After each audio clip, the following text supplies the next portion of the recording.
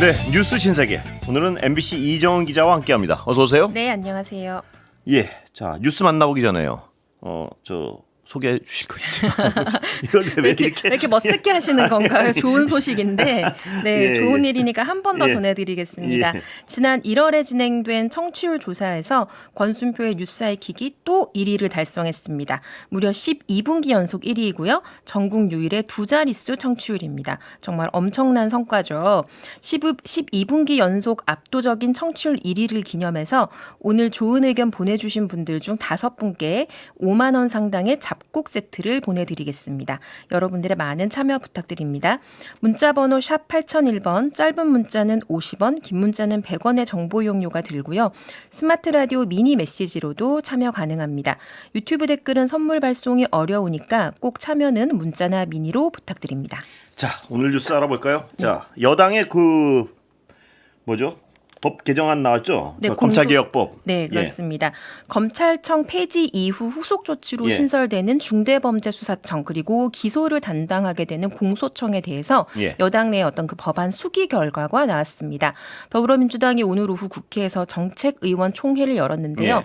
공소청에는 보완 수사 요구권을 예. 허용하기로 했습니다. 그러니까 정부 안에는 아예 없었거든요. 예. 그리고 또 중수청 내의 수사 인력 구조는 수사사법관과 일반 전문 예. 수사관으로 나누는 이원화된 형태가 아니고 이 인력 구조를 일원화하기로 했습니다. 저번에 그 법무부안에서 논란이 됐던 건 다 고쳤군요. 그렇습니다. 그러니까. 예. 그러니까 자세히 설명을 하자면 이제 김한규 정책수석 설명을 보면요. 가장 당내에서 쟁점이 됐던 건 공소청 검사들에게 보완 수사권을 줄지 말지 여부였다고 그렇겠죠. 합니다. 예. 그러니까 1월 21일 신년 기자회견에서 그러니까 이재명 대통령이 이제 당시에 이제 이런 말을 했죠. 그러니까 예. 검찰을 없애는 것 그 자체가 목적이 아니고 검찰의 폐해를 없애는 게 목적이고 그래서 검찰청을 없애는 건 그 수단이라고 예. 했습니다. 그러면서 이 과정에서 국민의 권리 구제가 침해되면 안 된다라고 예. 강조를 했는데요. 근데 이제 당내에서는 보완 수사권을 인정을 하면 수사 기소 분리라는 목적 자체가 퇴색되는 건 예. 아니냐. 그리고 수사권이라는 게 좀 상징적인 의미를 가지고 있기 예. 때문에 이거는 안 된다라는 여론이 높았다고 예. 하고요. 그래서 수사권은 주지 않되 보완 수사 요구권을 허용하고 예. 그리고 이 권한이 잘 작동할 수 있도록 사실상 이거를 강제할 수 있는 방안을 마련하기로 예. 했다고 합니다. 예. 그리고 이제 중수청 인력 구조도 애초에 이제 변호사 자격을 가진 수사사법관 예. 그리고 일반 전문 수사관으로 나누면 이게 이제 지금의 그런 검사와 수사관의 그렇습니다. 이 구조랑 예. 뭐가 다르냐라는 지적이 예. 있었거든요. 그래서 일단 수사 인력은 단일 구조로 전환하는 쪽으로 정리가 됐습니다. 예. 그럼 이제 수사 인력의 어떤 전문성을 보강한다든지 아니면 지금 아직 검찰 조직 내에 있는 수사 인력을 어떻게 흡수하느냐 예. 그런 문제는 좀 디테일하게 좀 더 풀어나가야 할 것 같습니다. 검찰 개혁을 지지하는 여론에서 가장 어떤 문제 삼았던 두 부분은 원래대로 됐군요. 그러니까. 네, 그렇습니다. 예. 자, 고위공직자는요. 앞으로 인사 검증 단계에서 다주택 여부를 밝히게 돼 있다고요. 그렇습니다. 한다고요. 네, 예. 어제 MBC 단독 보도로 예. 저희가 전해드렸는데요.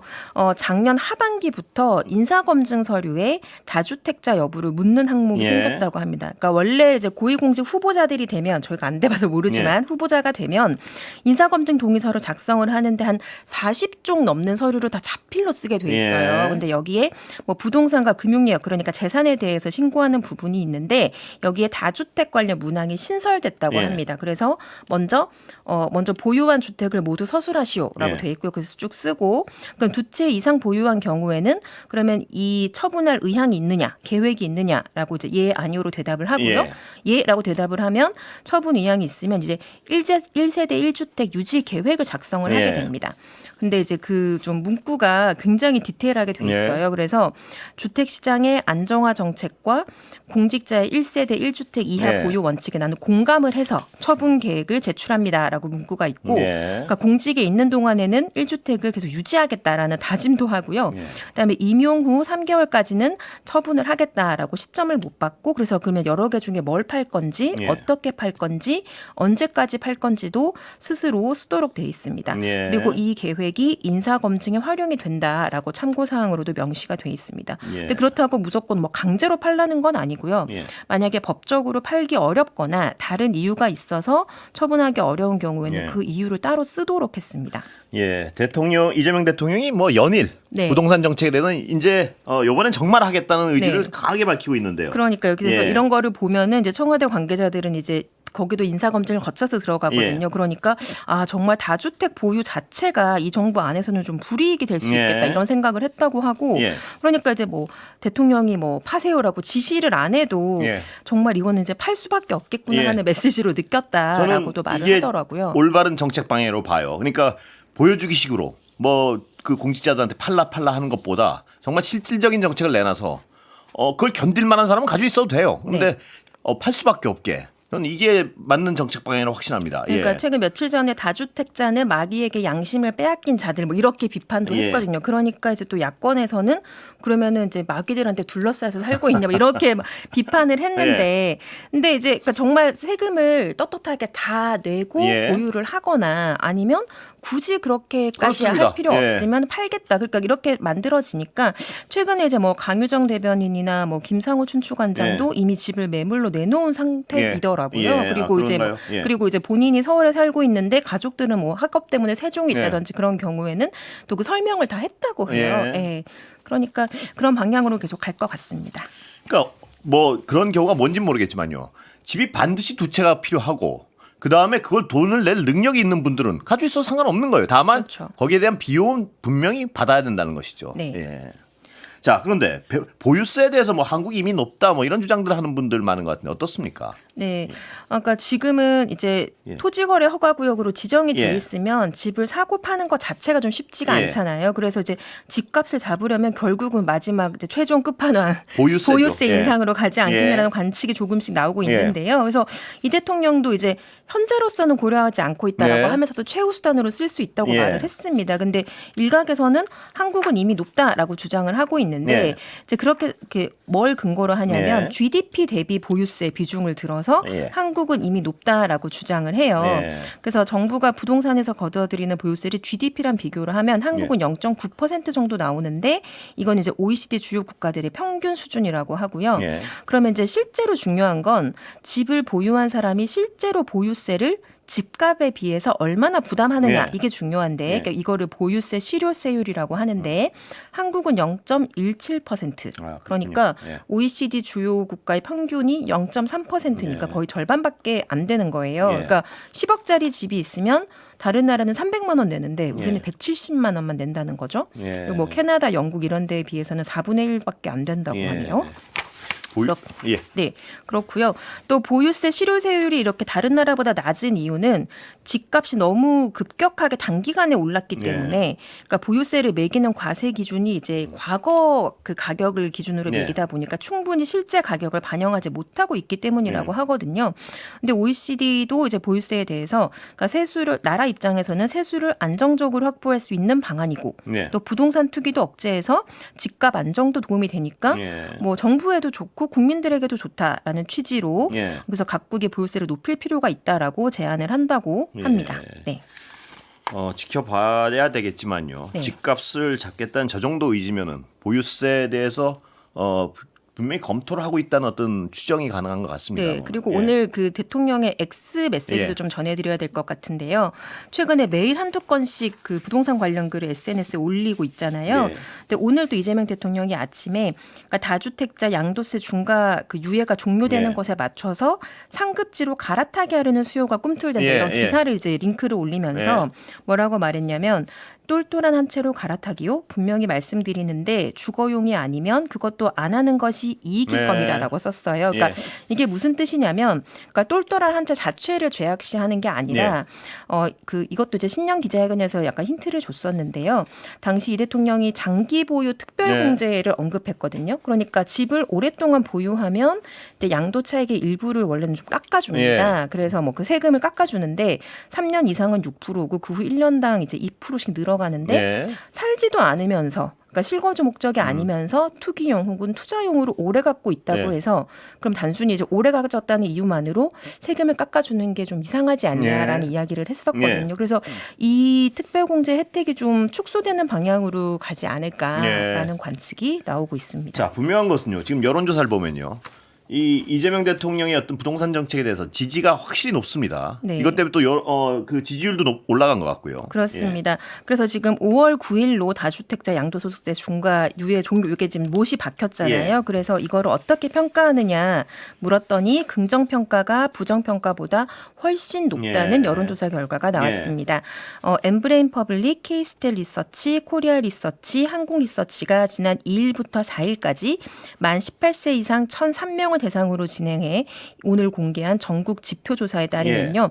다주택자에 대한 양도세 중과 유예 조치를 연장하지 않고 종료하는 방안 잘했다가 61%, 잘못했다가 27%, 모른 무응답이 12%였습니다. 압도적이군요. 네, 이 그렇습니다. 정도면. 그리고 이제 주택이 있고 없고에 따라서 약간 좀 달라질 수 있잖아요. 그래서 무주택자는 62%가 잘했다. 근데 1주택자도 63%가 잘했고 그렇죠. 요게 좀 특이한데 2주택 이상 보유자도 예. 잘한 조치라는 응답이 53%가 그래요. 나왔습니다. 그러니까 이 제도의 취지에 대해서는 예. 공감을 하고 있다고 그렇습니다. 평가를 해도 될 것 같습니다. 예. 그리고 최근에 이제 서울 수도권 지역에 남는 부지 활용해서 6만 호를 예. 공급하겠다는 대책 이게 좀 노른자이라고 할 수 있는 땅을 이제 정말 끝까지 모았다라는 평가가 예. 나오잖아요.